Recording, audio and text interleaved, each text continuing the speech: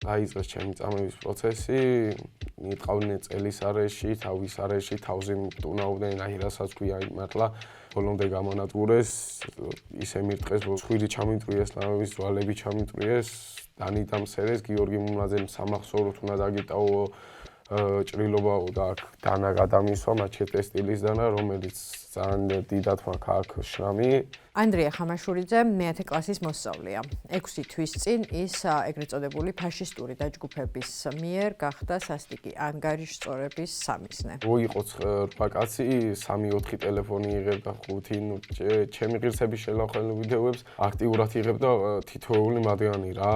9 ადამიანი, რომელიც ანდრიას წამებაში იღებდა მონაწილეობას, დაკავებულია.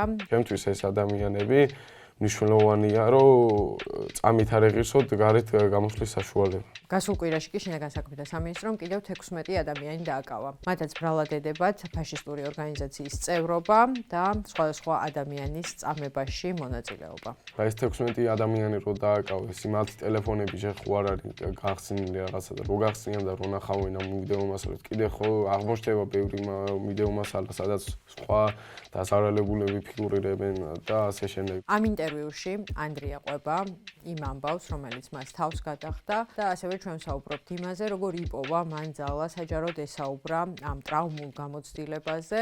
მეგობარმა ჩამიგდო ფოტო თუ როგორ დადო ერთმა ბრალდებულმა თორი ჩემი წამების კადრის. გექნებათ კიდევ სანახი იარაღი რო აქვს თავზე მოშვერილი და ფეხი ადგას გიორგი მულაძეს ჩემზე.